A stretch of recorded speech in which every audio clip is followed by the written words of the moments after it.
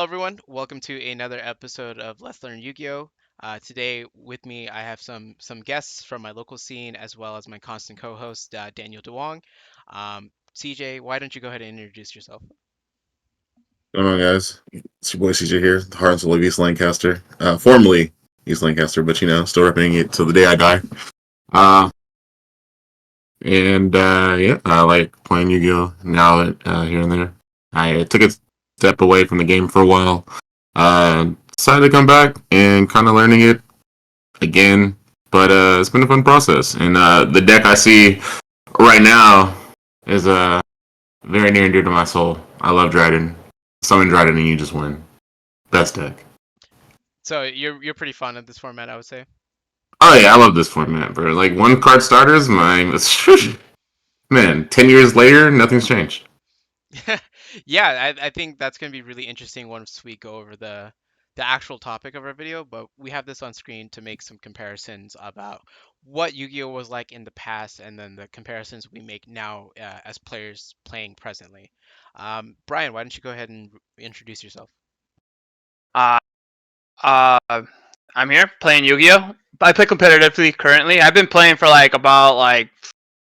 so pretty much like Duelist Alliance, and yeah. Follow me on Twitch, DarkLaw2400. Follow me on YouTube, DarkLaw2400. Follow me on Twitter, DarkLaw2400. Yeah, this format, I hated this format. I'm not gonna even lie to you. It was really, really annoying to deal with Zodiac, but I'll acknowledge that it is a tier 0 deck. It was really, really good, and yeah, And I still hate it. I'm a little bit curious, Brian. What deck did you play during this format, if it wasn't Oh, Zoo? Blue Eyes. Blue Eyes White Dragon, bro. I just summoned Dark Matter, summoned that Pendulum that you can't special from the extra deck, and then that's how I win games. Nice. And then lastly, Gears, why don't you go ahead and introduce yourself as well? Hello, everyone. I am Gear. Um, I've been playing for about 11 years, and you can follow me on Twitch, I guess, at Gears with three E's. Um, my most fond memories of this format is telling everybody that why are you playing Speedroids in a zoo deck? Don't worry, we'll be going over that today. And then Daniel, this is not what I expected to start with today. Why do we have Max Reynolds top 32 Zoodiac Fusion Sub list in front of us? So I wanted to go over this deck because this is one of the few first documentations of his deck list as a start of a format. And what I mean by this is the Zodiac deck originally was not playing Fusion Substitute. Um, and I think this was Atlanta, if I remember, in 2017, as one of the first events. It was like a little bit afterward that the Fusion Sub combo kind of took off, and it became the standard in everyone's decks. Um, as you can see, like I think he only played like two hand traps in his deck, which is like, Ogre and Maxi, which are the two most impactful in the mirror. But he decided to take a more board breakable approach, which is like Dark Lord Raigeki. And he obviously, like, when you look at the staples of the format, like Barrier and Salma Strike were everyone's deck. Like you had to play these cards.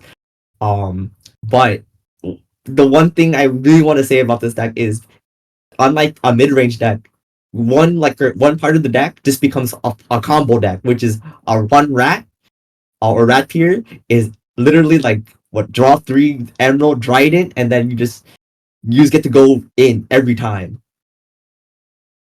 Yeah, actually, So for myself, Zoo is not something I have a fond memory of. And that's simply because I started playing a little bit after Zoo. Generally, like after the Fusion sub combo kind of disappeared, and there was a ban list that kind of slaughtered this deck. So I actually don't have any fond memories outside of playing Zoo Eldritch in recent memory, as well as playing Pure Go Second Zoo on Master Duel. So it's very interesting for me as a player to see like triple D barrier and triple strike in the main, and as a trap deck player myself, especially with our last episode with the truth, it's very interesting to see triple strike, triple barrier, and then there's even some cards that I'm unfamiliar with, like my body as a shield, which um, would be really interesting tech wise. Before we continue, does anyone have any anecdotes or stories about this format or a fond memory that you would like to share.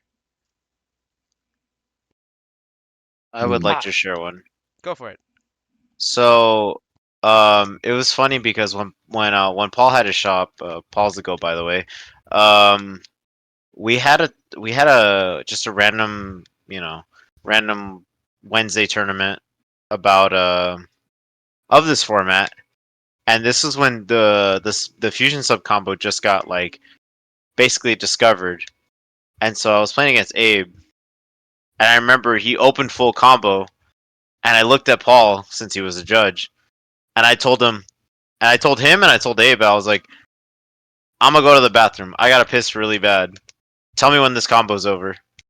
So I go ahead and go to the bathroom, and I come back like And it's maybe like still a minute going. later, and this motherfucker, oh, this fool is still comboing off, and I'm like, what the, what is, what is going on? Yes, sir. I'm like he goes plus a million, he makes his board, and he replenishes his hand, and I'm just like, what is this combo? Why is this a thing? So the Nice. fact that I went to use the restroom and then he was still like, finishing his combo, I was just that was just like a like why? Why is this a thing?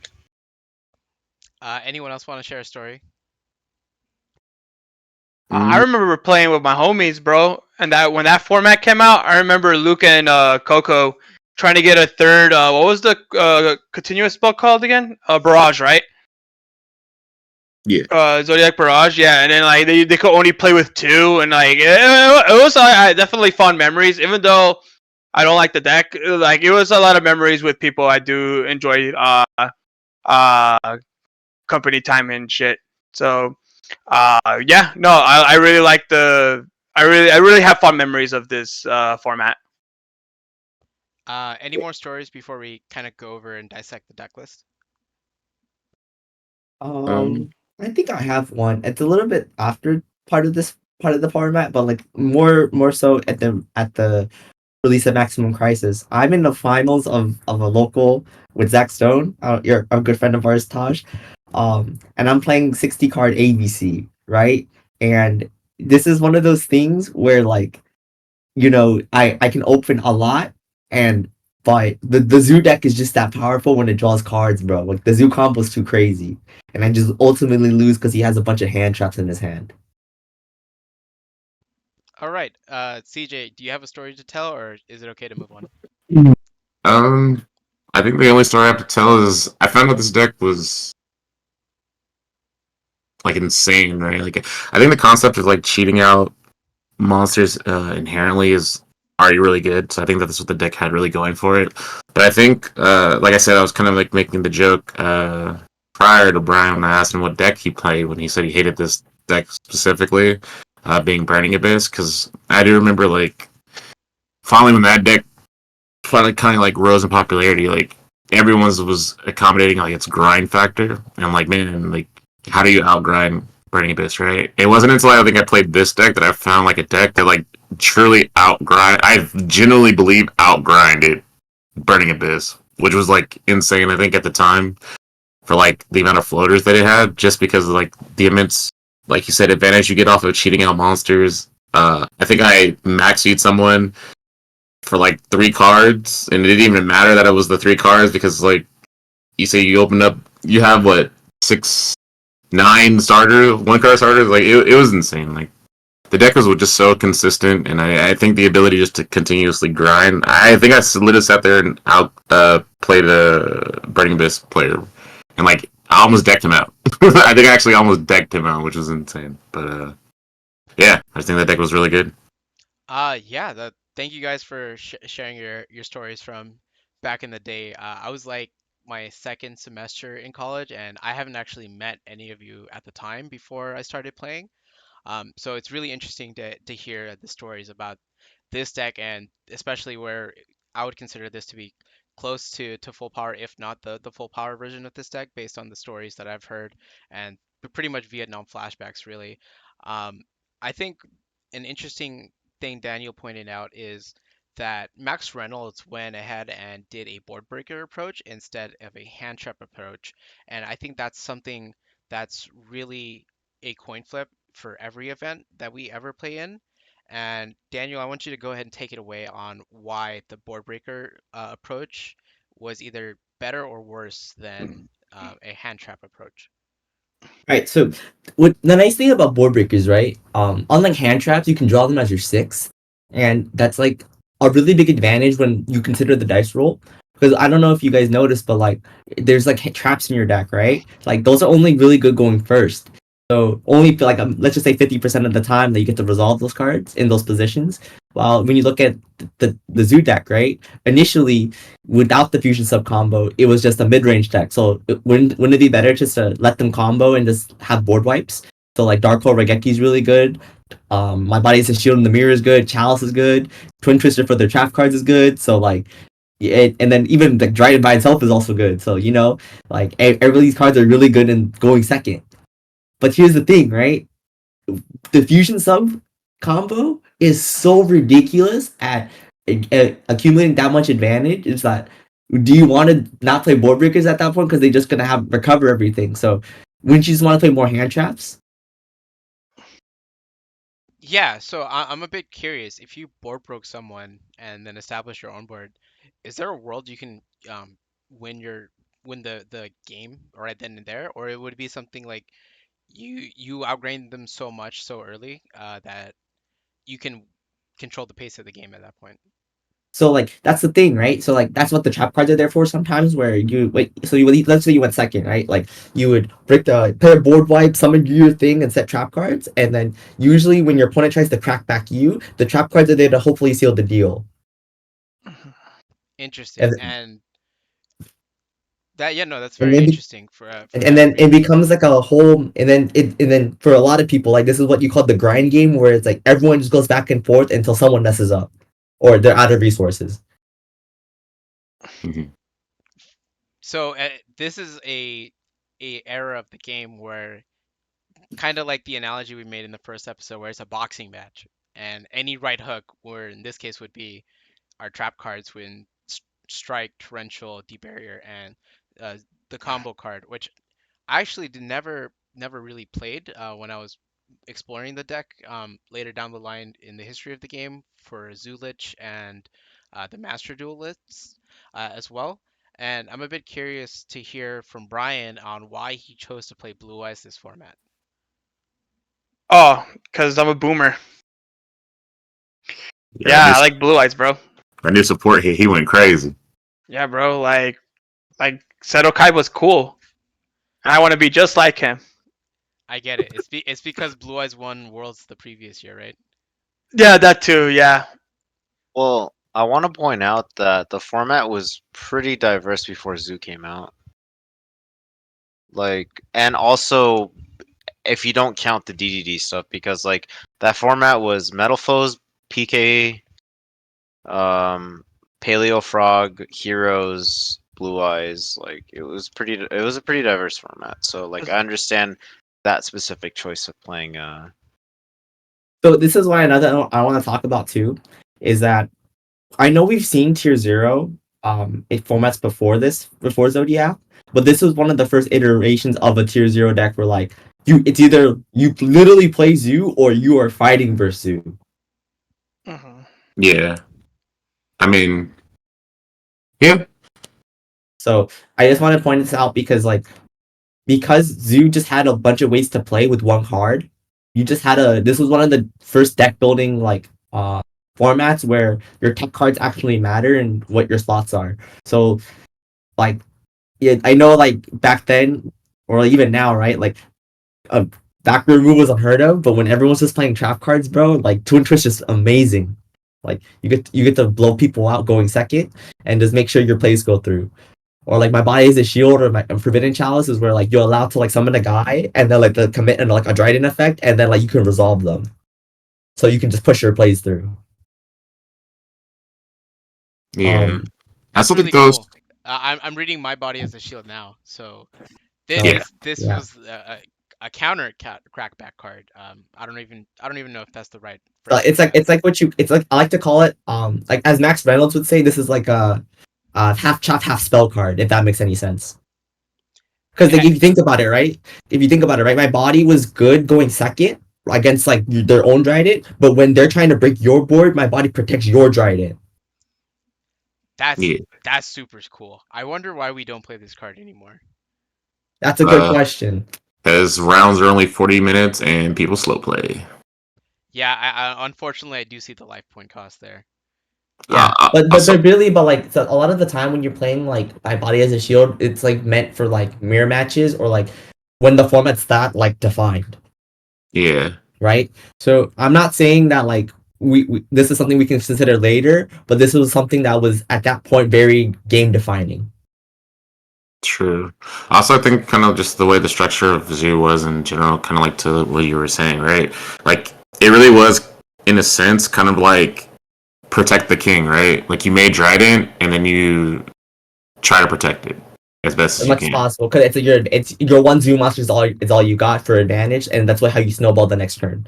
Right. So I think Right. like I do like when this deck list came out, I think the iteration of kind of like his board breakers, but then also doing like a mid range type of approach to it, but then like also kind of just blowing your opponent out of the water. Like it makes a lot of sense for the card selection that he did pick. Mm-hmm. But Like now I this is like where I wanna oh go good. ahead. But now this is where I wanna like kind of come in. Right. So how did Fusion Sub change the game? Right. Right. Think about this. So like luckily they found out that like Moonlight Black Sheep just search polymerization, but when you look at Fusion Sub, right, it just treated as polymerization. Mm-hmm. Right. So this was a searchable way to search Norden, and I don't think that like in this list people were playing instant fusion like that because I think um it was at 3, but no one really played it just yet. So seeing no instant fusion in this deck seems wild to me. Mm-hmm. Great. So I think we're at a point now where we can really dissect the actual meat of the conversation, and I think we can go ahead and transition to Rescue Ace, which is kind of like the modern version of this deck at the moment. And we'll go back and forth between the lists to make the comparisons. That way, everyone can have an opportunity to see how Yu-Gi-Oh actually hasn't changed that much. It's the card pool that's really changed. So let's go ahead and take a look at the Ace deck that Daniel built. Let me get rid of all this obnoxious Okay. thing there. There we go. So a lot of this was originally Logan Kite's deck from YCS Indie that just happened a couple weeks ago. And the only thing I really changed from that list was I took out Fenrir and put an effect veiler. But the meat of the conversation, right? Where what is the fusion sub iteration here, right? So the idea of Belstar cards, if you really think about it from the last list, those are like the speedword cards, or they just say special summon. Because like at the end of the day, you're just trying to summon your hygiene, which is like your rap here, right? Um, and that lets you play through hand traps potentially if like you do get Ash in your emergency. But to make it the even more like the fusion sub combo, the Infernoble cards are like my comparison to like Lunalight Black Sheep and Fusion Sub, where you're ending on like a bomb of advantage. In this case, you're ending on SP Little Knight and Barone as like your Dryden and Dragusta Emerald of choice. But on top of all of this, right, because you were drawing cards and in Fusion Sub, the the bomb of advantage that you get off those draws in this deck is what is it? Rescue's Turbulence, which is the epitome of setting 4. Right? So Same. think about it, right? If you only needed one card to play, which is like one Airlifter or one day with the Dio Bellstar, and then you just set 4 cards and then do stuff on top, isn't that just the fusion sub combo, like in terms of advantage? That's a really Mm, interesting comparison because the Zoo combo was drawing cards. This one's just directly setting them from the deck, um, which is really interesting for the most part. Now, I think the real question as players that everyone has is how in the world do we beat Ace right now? And before Daniel kind of answers that, I want to open the floor to our guests and see if we can figure it out on our own before Daniel just tells us. I guess I'll start since I'm kind of less experience when it comes to this set format. Like I said, I'm pretty much trying to get myself back in understanding what the decks are. At this point, Rescue Ace I'm not actually too familiar with, except I know Turbulence has 4. I don't even actually know what the 4 set cards do. I think like one's like a blow up or something. But yeah, those ones I'm not too sure. But yeah, dude, I don't know. Like, I'm actually excited to hear what it is because for me, it's like it's unheard of to have a card that sets 4 that lets you just do something, right? I think based off of just this quick special summon, and I think like some of the imports are just saying like Baron plus SP Little Knight, like that's like new age more interactions, right? Like Dryden, it was like okay, I have a pop, this time I have a pop negate, and I think it's interesting, cool how you say like the times have changed when it comes to like card pool, but in theory the like strategies kind of stay the same. Because I think like as the game has kind of evolved into it, it's like your one negate is now that pop, right? Your negate pop is that one pop. But yeah, I'm gonna let my other guys try to figure this out because I genuinely do not know. All right, Brian, as a active player currently, how do we beat the rescue deck right now? Bro, I'll be honest with you, bro. Blowout cards. Evenly, Lightning Storm. Like I don't even think it's worth hand trapping them with talents around. Interesting. And then finally, Gears. How do we crack the rescue ace board? Well, for me, I think the most important card in breaking that board. I mean, granted, it's a kind of low chance you open it, but I found that Infinite Impermanence is like the MVP against the Rescue Ace deck because the second they summon Turbulence, of course they're gonna go, "Oh, I'm gonna set 4 from the deck." But the second you imperm that, they're just like, do I have the what's his name? Impulse? Do I have the Airlifter? They kind of just crack after that. In the chance that you draw it, but in the chance that I don't draw it, obviously Lightning Storm would probably be my go-to card. All right, Daniel, as the person who edited Logan Kite's list from the past YCS, let's go ahead and dissect it and let's show the end board and see if the answers from our guests are the correct answers on how to approach this board, or if there's other ways to stop and interact with this deck. All right, let's go to solo mode. Oh, we're going straight into solitaire. Nice. No, and then this is so we're gonna go step by step on how to not only do the combo, but you're gonna see why only one card is good. And look, we just opened Airlifter by itself. This is great. We're gonna normal summon Airlifter. Of course. Standby main. We're gonna normal Right. summon Airlifter. Right. We're gonna search emergency. Of course, of course. We're gonna activate emergency. We're gonna summon Hydrogen in our deck.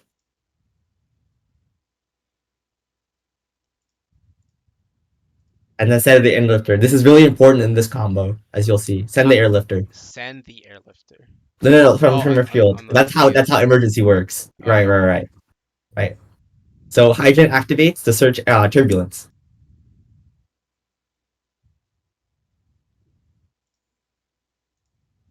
Oh, it searches. So by Okay. banishing, it searches, and then you banish 2 to summon Turbulence, right? Yeah, I skipped a step.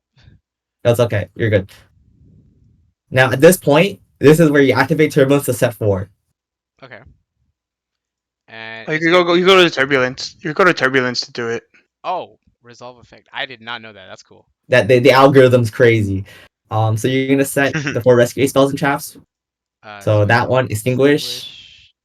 No. Let's see. Go alert, right? Rescue. Rescue, and then contain. It's all the way down. Contain. So at this point, it shuffles, it randomizes everything, so you're good. Now this is where the deck kind of cheats itself because Hydrant's up. You're allowed to activate one of these set 4. So in this case, you activate alert. Cool. So that card says when you have Hydrant, you can search a rescue waste monster monster, right? Just like Hydrant does. In this case, you search Preventer. Where is Preventer? There you are. Now this is what I like doing. So I link my Hydrant to make Link Karibo. No, your Hydrant. Yeah, hydrant. Is this just to get it off the field? Yeah, so it's meant for the grind game later, but yeah. So you're in this case, I like to banish Alert for Preventer. Right. So here you link your Preventer and your Link Karibo for Code Breaker Virus Swordsman. So I know a lot of you guys here on YouTube who know this combo, they play an SP Knight here. However, for me personally, for budget reasons, I just don't want to spend spend my money just on another little knight. Even though I do admit having the second one in a bigger tournament will help you, but if you're playing just locals, I think one is good enough. So because you're gonna end it on your board anyway. So, but it just so happens that Codebreaker Virus Swordsman is the same stats and the same materials. And then at this point, Preventer activates when it's sent to the graveyard. You summon back your Airlifter that's banished.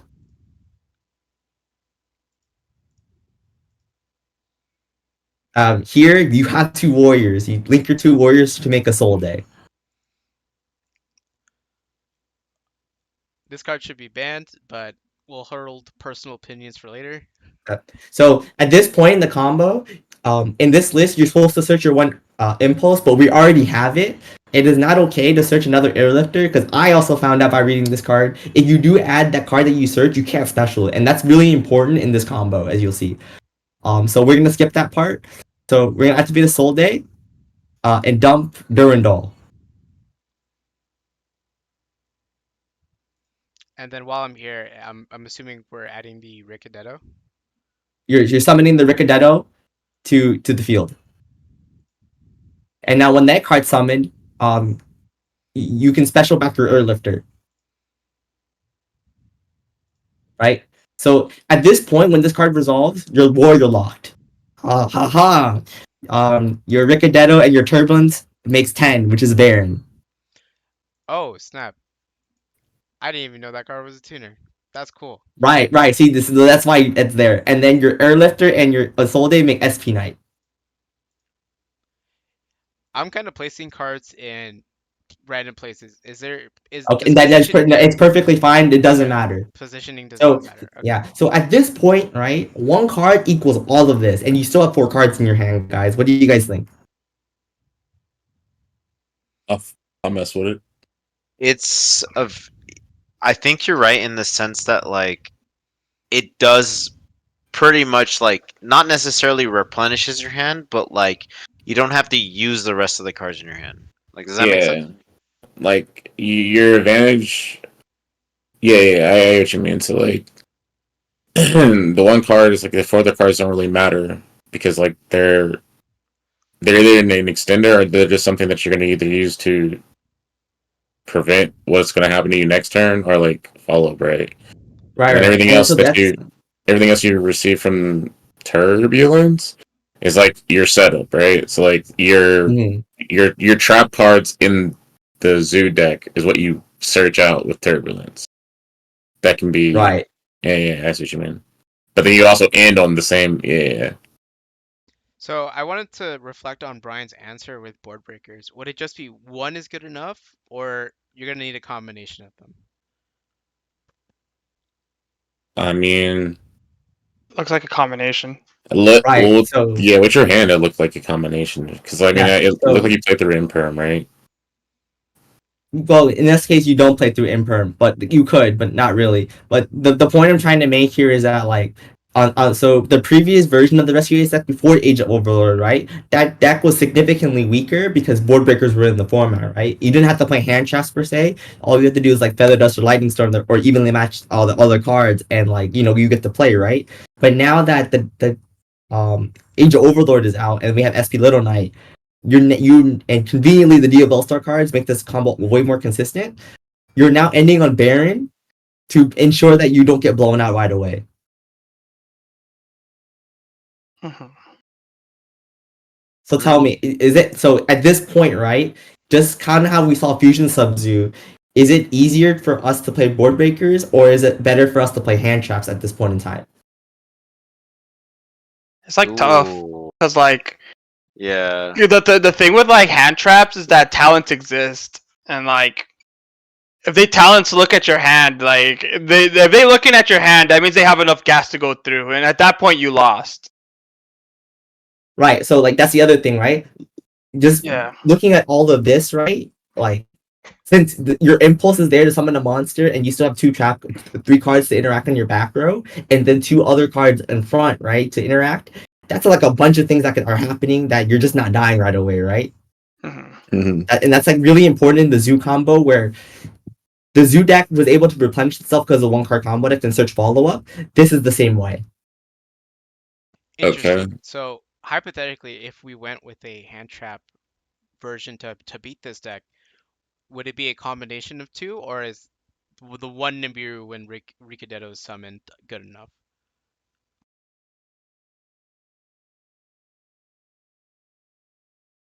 Did I lose So everyone? I want to take the floor here.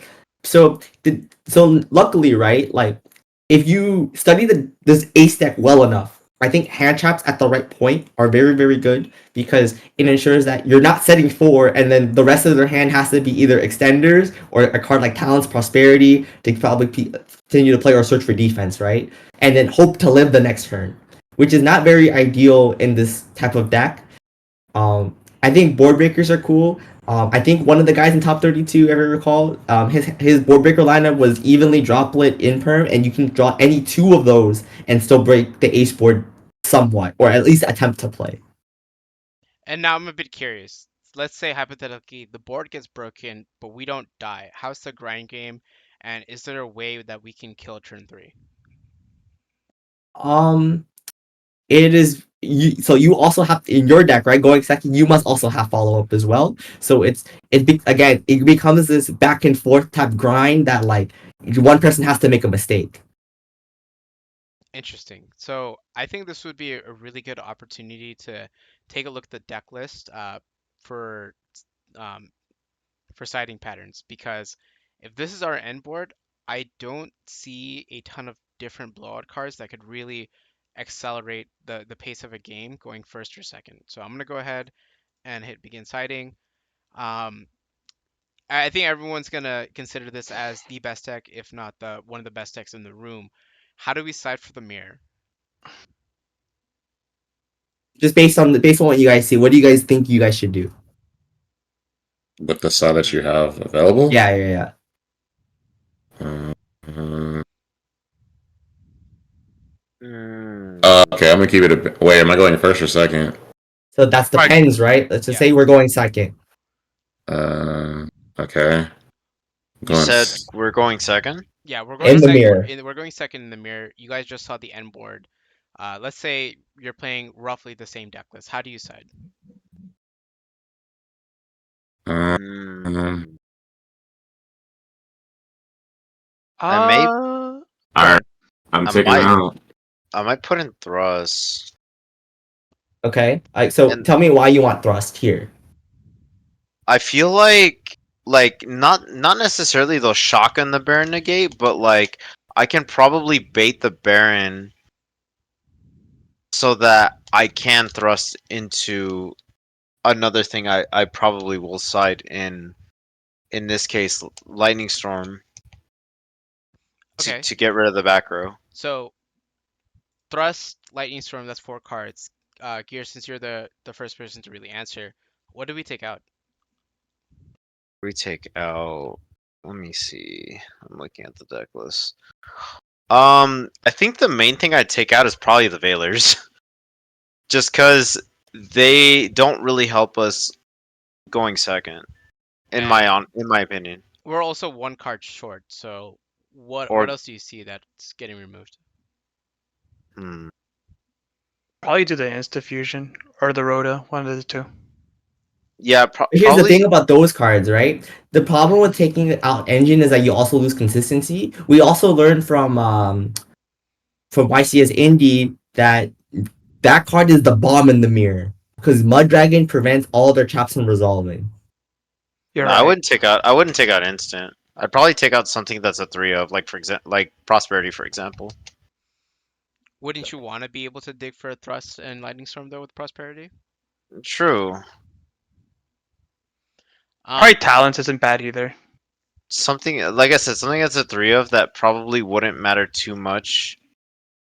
Like in this case, okay, I'm gonna be real. A prosperity would probably matter, but the thing is that let's say I use the prosperity to bait the bear negate, like just hypothetically.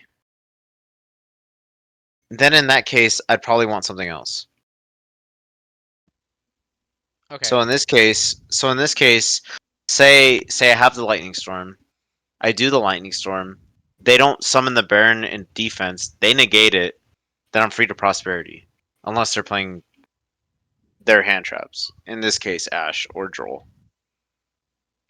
I don't know if Droll hurts Rescue Ace because I don't play it. Okay, But but that didn't Also, really answer my question. What's the card we take out? card we take out. I told you, It, didn't we? it would still be prosperity? Uh, probably not prosperity. It might. If we're going. So you said we're going first or we're going second? We're going second in the mirror. We're going second. So in this case. That's a great question. Because, like, for sure the Veiler. But Veiler is mainly a personal choice because I don't necessarily like Veiler. But if we're going second, maybe a talent. Maybe Maybe a one talent. singular talent. All right. Cool. CJ Brian, do you agree with the approach Gears is going with this? Mm, Personally, no. Elaborate. Okay, so again, I'm just gonna go based upon like what I would do, assuming that it's just some other deck I'm playing in the mirror, right? But like, it seems like from that combo that we just saw, uh, a lot of it's like based upon what's that little thing called? The fucking hydrant or something? Yeah. Right. And that's cool and fine and dandy, but it seems like a lot of that combo main was like based upon banishing, and you have Lancia, so I don't know why you wouldn't play that, because I feel like that could be added as like an extreme choke point to it. I agree with like taking away a talent, but not for the reasoning of Lightning Storm. Personally, I would take 2 talents out, put in the 2 Lancias, because if I'm gonna play Thrust anyway, why the fuck do I need more than one tactic, right? Like, the last thing I want to do is see like talent tactics in my hand and then be like, okay, cool, I'm gonna do that into that anyway, you know? Personally, so like I would probably take out. Actually, I wouldn't probably. I would take out the 2 talents for sure. I would put in the 2 talents. I agree with the Veiler part because like I'm always an advocate of like Veiler and Imperm are kind of the same thing. I mean, I understand they have different properties, but like I think in the sense of like Veiler being only good on my opponent's turn, and like I get we're going second, so it's like they kind of have the same property, right? But like if I'm already stopping my opponent from doing something anyway, I think having the imperm to like have as a follow up is a lot more valuable being set the following turn, assuming I don't kill them turn 2, or if I'm trying to break the board, right? So like I feel like in that case I would take out the Veilers too, all of them. I would put in the Lancias for sure. And then that's what, 5 cards. Personally, like I think if you, I don't even think the names are really necessary, honestly, because like I don't know, like I think that you're waiting for Nib, like too much stuff has already happened, and you're already letting them get that turbulence off anyway. And I feel like the banishing is what extends the combo anyway. So if I can just Lancia them and stop that. I mean, if you're really that worried about it, you can put in a Lightning Storm. What you would take out for that? Um, I mean, it'd be forced to be like non-engine, right? I don't know what Durandal does, so If Okay, that we is can read that. So when it's equipped, right? Going second, you can just search Airlifter. okay. So like think of it this way, right? Like sometimes when you're going second in the mirror or just whatever matchup, right? The Yeah. problem is that like you already drew this brick to do not do the Soul Day combo, right? But it's still the idea of hey, I got to play with turbulence and still play like with links, like and Right. still play that like I go second, like I kill you strat, right? Right. Right, break your board. So it was that still a means to like combo. Like so when I played my case tournament just recently, right? I still Mm. kept it in going second because if I didn't draw those two bricks, I still got to do everything and still break their board and Mm. on that and then on follow up. But if I drew Durandal specifically, then I can still search Airlifter as another way of consistency. Okay, then yeah, I guess I can agree with that. Then yeah, honestly, then I would probably just not even put in the lightning storms in general, because like anything. No, I wouldn't put them in because of like my theory is right. If I'm gonna play the talent anyway or the thrust anyway, and I'm keeping the feather duster, like okay, let's say they put up the same board that you just did in that example, right? If I'm forcing the bear negate anyway, I'm gonna talents for the feather duster if I really need it anyway, right? Or I'm gonna or not talents. Thrust in any spell because thrust is what a normal spell or trap, right? Yeah, especially Yeah, when they yeah, have a monster. So yeah, right. it's pretty good. Yeah, so the fact that I can thrust into what my engine, non-engine cars, depending on what I need going second, I feel like there's really no need for the lightning storms. I feel like that's kind of just overkill. I would use that for more like a trap deck that like doesn't have a monster on the board because nine times out of Right, right, ten, if right. I'm playing the mirror, I'm gonna thrust and be able to activate it anyway. I'm not gonna be just setting it and not doing anything. Okay, But okay. like I said, I do agree with the Veilers. I don't think Veilers care too much if I have Imperm going second anyway. I think it's gonna do the exact same thing if I open that. And I think opening a combination of Lancia and like Imperm plus Engine is a lot more impactful not letting them banish because they can't special right if they don't banish the rescue cards or something. Yeah, yeah, yeah, something like that. Also, yeah, no, and also, it also stops their sinful combo too, right? Because they have to banish the spell or something. Again, Yeah, I'm even for assuming. the full turn. Yeah, Yeah, you're going yeah, off base knowledge right now, which is good, which is what we want. yeah. So like that would be what I would probably do. I don't even know. I mean, if you care about Ash, I would say that would be why you would side in the nibs for Ashes. But I don't. I'm a firm believer, and I don't think that you should overly side out more than like 6 to 8 cards in any given matchup, and then especially if you're putting in non-engine cards when your deck kind of relies on engine.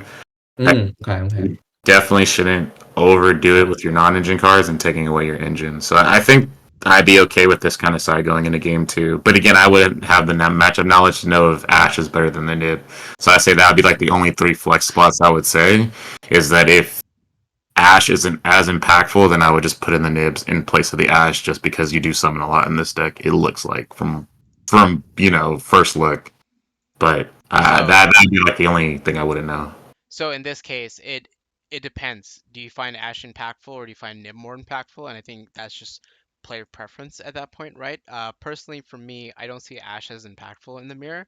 I just don't see a card that you Ash in this deck list where it's like, yes, their turn is Yeah, over. like Okay. that's the other thing I want to mention too, right? So the wanted cards or the devolver cards, right? They are meant to play through Ash Blossom, Mhm. right? Because if you Ash Emergency, which is like let's just say Brand Fusion in like the Despia deck, it's like saying the wanted the wanted spell is like playing the deer servant. It's like the same analogy, or like it's like in the zoo deck, right? It's like barrage, right? So you get to keep going, and like that's the thing about Ash Blossom I don't like is that if they just prosperity for any of those cards, then they just get the full combo you still. You know what I'm saying?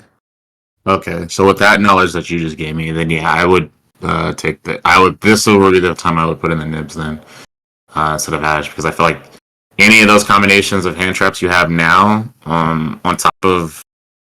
I think any of those combinations minus the nib, because like the nib is the only thing I think you're being afraid of with nib is that they will have thresh on you.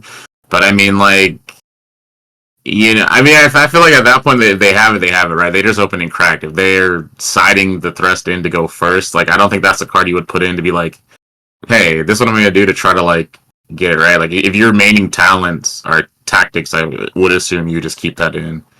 Right. And that's like the whole thing about this, right? Like we are here having a conversation, understanding the positions of how to side deck, so that you have a better understanding of like how to approach the matchup in game, knowing these types of scenarios coming up. Right. Yeah. So I think this is how I would side going second. Awesome. And then lastly, Brian, what would your approach be in the mirror going second? So the mirror match going second. Uh, so I got a question, right? For it's Lancia specifically.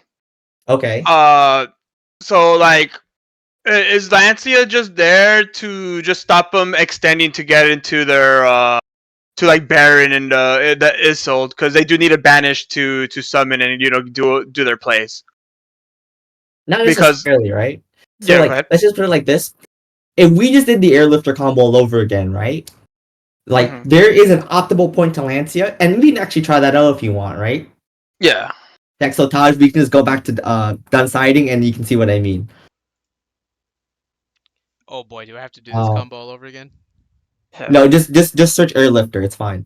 Okay. Through just add an airlifter instead of another card, it's fine. We're doing this to show testing purposes. You can just preventer or whatever, right? So let's just say for example we know airlifter. Okay, wait. I want to try it. So it's Yeah, normal airlifter, add emergency to hand, activate emergency, summon hydrant.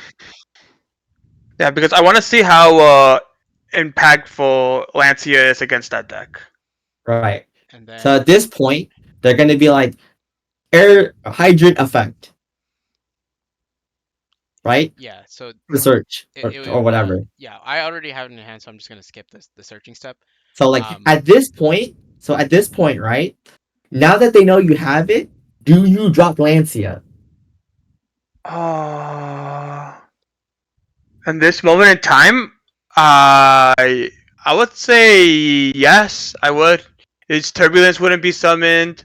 I'm pretty sure none of your other cards could be summoned either. So yeah, no, Right. that's So the yeah. so the two big bodies in this combo are Turbulence and Preventer, right? Both need Mhm. to banish cards to be Okay. as a summoning mechanic, right? Here's Mhm. the other thing that cheats out Turbulence is Emergency, right? Which we already have engraved. That's resolved already, right? Could they activate Yeah. another one? No, they would not be able to. No, So that's why except for Lancia is good. okay. So basically, like, you want to save the Lancia when they use emergency, or like you're just Like good? that's so this is the other thing I want to mention is that there's things called lines of play. So like if the first thing that they summon or activate in this case is airlifter, right? That combo is literally like really good. Like Lancia is good into this part of the combo. However, let's just say for example they activated like wanted, right? Mhm. You can't really do that because in that combo you cheat turbulence off your emergency. Yeah. Okay. So it's like a 50-50, right? Yeah. So I'm okay. So I was about to say because banishing, you're not be able to summon Isol and Baron without banishing cards, right? With That's like yeah. So like without having to use turbulence and preventer, because your preventer is needed to summon your airlifter back from the banish zone, right? So if you can't yeah, even make a soul day, then or you can't even banish cards, you can't even do that part of the combo. So they have to end on just airlifter, or if not, just Airlifter even and set or 4. Okay. if not, just in this case, just pass. Okay. All right. No, that's what I wanted to know. Okay. So like if your deck it's the mirror match we're saying, then that means it's good. That side Lancia would be good enough to play that because like Right. it just ending on 2 back rows is like not like threatening. Or like no, you just even can't even set cards at this point. Yeah, You you know what I can't. Yeah, mean? no, you can't. Yeah. Okay. Okay. So all right, I understand. I understand. Great. So now that we've gone over the side deck theory from everybody, Daniel, how would you side in the mirror? So yeah, so I do agree with like Lancia and Nibiru because like a lot of the time in these formats, right? Like you just need to draw one hand trap, right? But here's the problem with combo decks nowadays, bro. You know, I don't know if you guys have been playing combo for a while or just played this format as a mid-range deck. 15 hand traps is the sauce. Like Agree. because statistically, from what we know about the Hydra geometric calculator, is that 15 hand traps is to draw one is about 85% of the time. That's a Yeah, lot. I'm gonna go ahead and say this now. I am the only non-combo player in this call, so this is really interesting for me. So when you think about like especially how I'm doing like now, right? The fusion sub combo in the Zodiac deck changed a lot of like deck building processes moving forward for like a bunch of people down the line, including myself. And we're seeing as combo decks become more prevalent and more solved, the amount of hand traps needed to beat these combo decks increase. And you need to see sometimes in two combinations, if not one, like and not high impact hand trap. In this case, the high impact hand traps are Lancia or Nibiru in the mirror. So in short, you want to see at least one. But you're going second, even as your fifth, not your sixth. Gotcha. So what do we take out though? So that's the thing, right? So I don't really like tactics going second because I get that like you get to play it and draw two, but you're not always guaranteed to draw two of the choice that you want. That's what Dust probably would be for. But also, um, if you were just pausing their turn, I would rather have one of those two hands in my hand than tactics. Right? So three tactics comes out. So so it's weird, right? Like Valor and Imperm are really good into turbulence, and Ash is really good on emergency. But I feel like if you look at this composition of cards, I think that the Diablo engines needed to extend through like stuff. I really like two HQ in the mirror. So there is a world where you could just take out Feather Duster and the Isolde combo because I think sometimes you just don't have it going second. But I will say that having those cards help ensure that you have follow up. So there might be a world where you don't do that. So looking at this, right, you have 15 hands going second. And you have to also understand this too, right? I may not be doing this Isolde combo in the mirror, but what's the goal in the mirror? Am I putting up a board or am I killing them? And Taj, you might want to answer that. For me personally, And- I'm not a combo person, so ideally, if I'm going second, I'm gonna try to win that turn. right. So I would rather you be able to stop immediately and then kill them on the spot with everything that you got. Cool. So this is the siding pattern that Daniel does. Let's see if the math checks out. All right, Rigged. one Lancia, we're in. Rigged. Yeah. Rigged.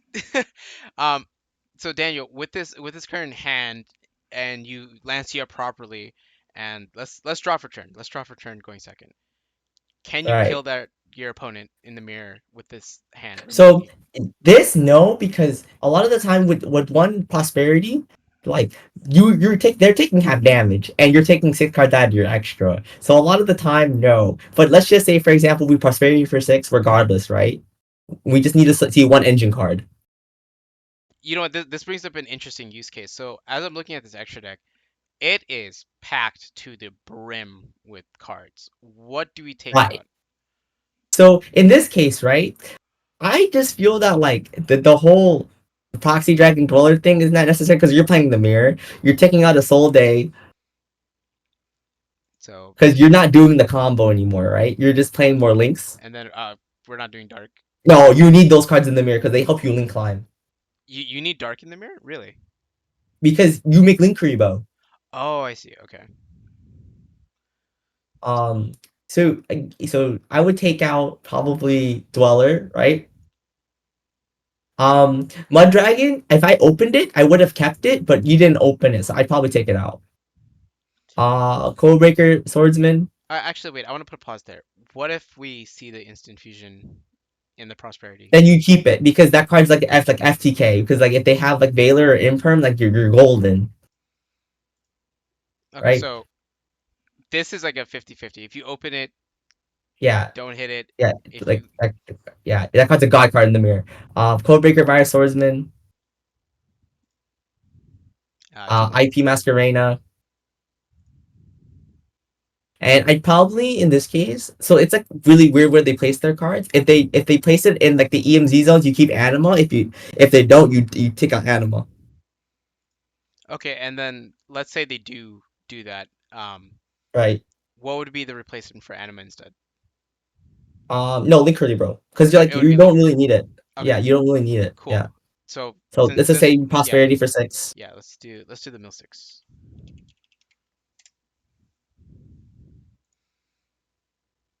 All right, so we did open Instant Fusion. In this case, what I'd probably do is you opened Hydrant, which is actually really cool because Hydrant plus Emergency is like you can start playing. Interesting. So we're taking Hydrant. I'm just gonna. Yeah, you can take Hydrant. Because you specifically open Turbulence and Emergency already, you get to immediately start playing in awkward positions. And I'm noticing the Sinful Spoils card. Does this card ever come into play? So this is something that I found out during my case tournament. That card is your thrust target. That is the MVP if you play thrust in your side deck. Because let's just say I did this in the case tournament, right? I was summon like something like a Charmer, which is dark. And my when I did this, my opponent was playing the PK Horror stack. I took his Rusty in his graveyard that I destroyed. Right, and I use I thrust as my last card in my hand, and I search simple spoils because it's a normal spell. I send the Rusty to his graveyard with simple spoils, and I summon Hydra from my deck and full combo killed him. Nice. Unfortunately, we are approaching time at this point. I want to go back to the deck list, uh, give everyone some final closing thoughts.